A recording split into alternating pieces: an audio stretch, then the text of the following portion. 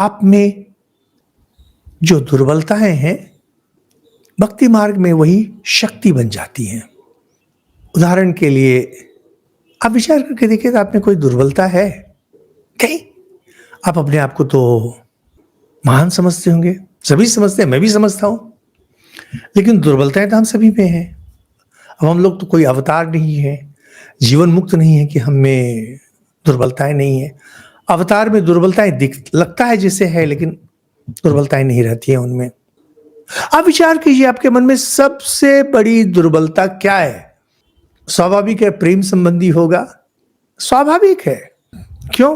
क्योंकि इमोशंस ही हमें दुर्बल बनाते हैं, हमारी भावनाएं हमें दुर्बल बनाती हैं। आप कहेंगे कि मेरे अंदर बहुत सारी दुर्बलताएं हैं। नहीं, दुर्बलता एक ही होती है। अगर आप कह रहे हैं कि मेरे अंदर बहुत सारी दुर्बलताएं हैं, इसका अर्थ है कि आप अपने को समझ नहीं पा रहे हैं। कम से कम अपनी बुद्धि को इतना सा दौड़ाइए, कम से कम इतना दौड़ाइए कि समझ सकें कि आपकी प्रधान दुर्बलता क्या है। हो सकता है कि आप खाना बहुत पसंद करते हो सकता है कि आप दूसरों के सामने अपने को दिखाना बहुत पसंद करते हो सकता है कि आप किसी व्यक्ति को बहुत प्यार करते हो सकता है कि आप अपने बच्चे को, अपने लड़के को, अपनी लड़की को, अपने पति को, अपनी पत्नी को, अपने प्रेमी को, अपनी प्रेमिका को बहुत प्यार करते हो। यही आपकी दुर्बलता है। उसके लिए आप कुछ भी करेंगे। विचार कीजिए। हो सकता है आपके अंदर क्रोध बहुत अधिक हो सकता है आपके अंदर काम भाव बहुत अधिक हो। भक्ति मार्ग में ये समस्याएं नहीं होती हैं। भक्ति मार्ग में कोई भी दुर्बलता आपकी शक्ति है। क्योंकि जैसे उदाहरण के लिए आपके अंदर ईर्ष्या है, मान लीजिए। स्वाभाविक, आप कहीं भी जाएंगे लोग बोलेंगे ये ईर्ष्याग्रस्त व्यक्ति है, ईर्ष्या से दूर हटो। वेद में भी हम लोग का एक मंत्र आता है जहां पर बोलते हैं कि इसकी ईर्ष्या को हटा दे, इत्यादि इत्यादि। लेकिन भक्ति पथ में ऐसा नहीं होता है। भक्ति पथ में आपकी जो दुर्बलता है वही आपका सबसे शक्तिशाली अस्त्र है। ईर्ष्या करें, अवश्य करें, उन लोगों से करें जो अध्यात्म के क्षेत्र में आपसे आगे बढ़े हुए हैं। आप कहेंगे नहीं, मैं तो इनसे बड़ा बनूंगा या बनूंगी, और उतर पड़े इसमें। आपके अंदर काम भाव है, सभी के अंदर रहता है। क्या भक्ति मार्ग से आगे बढ़ना चाहते हैं? सीधा प्रश्न। आपके अंदर काम भाव दुर्बलता के रूप में है, जिसके सामने सारी भावनाएं दब जाती हैं। उदाहरण के लिए हम मान लेते हैं कि आप कहेंगे हाँ। दूसरा, क्या आप भक्ति मार्ग का अवलंबन कर आगे बढ़ना चाहते हैं या चाहती हैं? हाँ।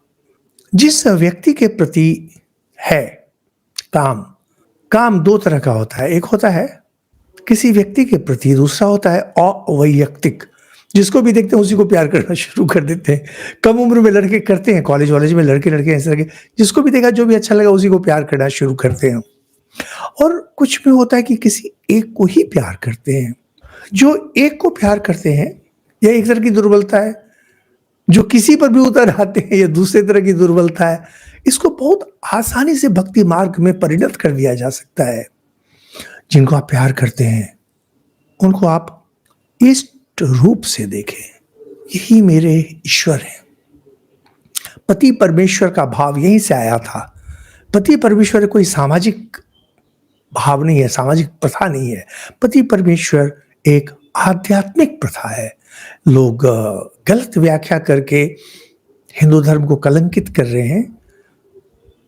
यह आप लोगों का धर्म है, आप लोगों का कर्तव्य है कि लोगों को बताएं कि नहीं, ऐसा नहीं, बात कुछ और है।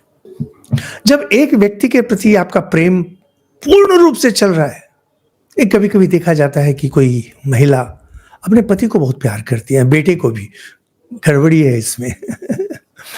प्यार अगर व्यक्ति केंद्रित है, किसी एक पर ही होगा, दो पर नहीं होगा। कई बार देखा जाता है कि अपने बच्चे नहीं हैं तो अपने भतीजे को या किसी संबंधी के बच्चे को उस पर सारा प्यार आ जाता है।